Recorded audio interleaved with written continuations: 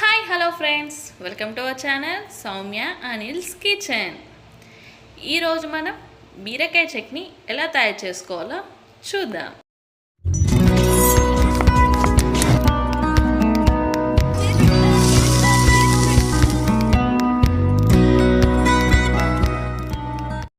ముందుగా కావాల్సిన ఇంగ్రీడియంట్స్ ఏంటో చూద్దాం.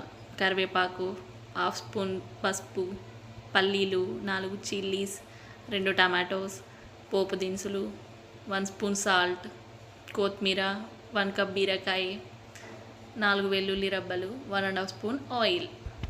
ఇప్పుడు ఎలా తయారు చేసుకోవాలో చూద్దాం.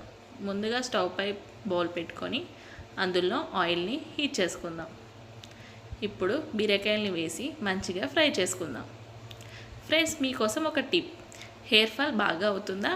అయితే ఓవర్ నైట్ మెంతుల్ని నానబెట్టి నెక్స్ట్ డే మార్నింగ్ దాన్ని మిక్సీ చేసి స్కాల్ప్కి అప్లై చేసి ఒక 15 మినిట్స్ తర్వాత వాష్ చేసుకోండి. ఇలా అయితే హెయిర్ ఫాల్ తగ్గుతుంది, హెయిర్ కూడా గ్రోత్గా అవుతుంది. ఇప్పుడు బీరకాయల్ని సపరేట్ బౌల్లోకి తీసుకుందాం. తర్వాత పల్లీలు, పచ్చిమిర్చిని వేసి మంచిగా ఫ్రై చేసుకోవాలి. ఈ చట్నీ రైస్లోకైనా, చపాతీలోకైనా, దోశలకైనా చాలా టేస్టీగా ఉంటుంది. మీరు కూడా ట్రై చేయండి. ట్రై చేసి ఎలా వచ్చిందో కామెంట్ బాక్స్లో కామెంట్ అయితే చేయండి. ఇప్పుడు సపరేట్ బౌల్లోకి తీసుకుందాం. ఇప్పుడు టమాటాలని యాడ్ చేసి అవి 1 నిమిషం పాటు మగ్గనివ్వాలి.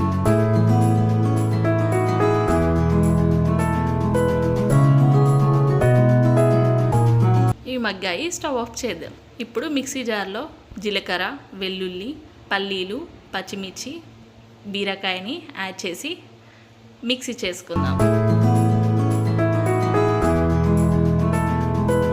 ఇప్పుడు టమాటాని యాడ్ చేసి దాన్ని కూడా మిక్సీ చేద్దాం.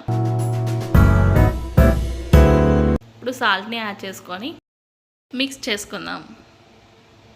ఇప్పుడు స్టవ్ పై బౌల్ పెట్టి ఆయిల్ని యాడ్ చేసుకుందాం.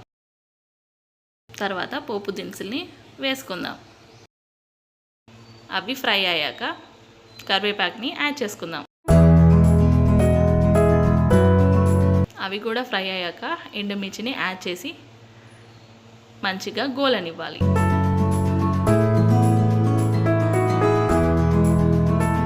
ఇప్పుడు పసుపుని యాడ్ చేసి మనం చట్నీని యాడ్ చేసుకుందాం. ఇప్పుడు కొత్తిమీరని యాడ్ చేసుకొని ఒక 2 మినిట్స్ పాటు కుక్ చేసుకుందాం. ఇప్పుడు సర్వింగ్ బౌల్లోకి సర్వ్ చేసుకుందాం. అంతే, మన ఎంతో టేస్టీ అయిన బీరకాయ చట్నీ రెడీ. ఈ రెసిపీ మీ అందరికీ నచ్చింది అనుకుంటున్నాను. ఇలాంటి రెసిపీస్ కోసం మన ఛానల్ని షేర్, లైక్, సబ్స్క్రైబ్ చేయడం మర్చిపోకండి. మరొక కొత్త వంటకంతో మళ్ళీ కలుద్దాం. Thank you for the watching.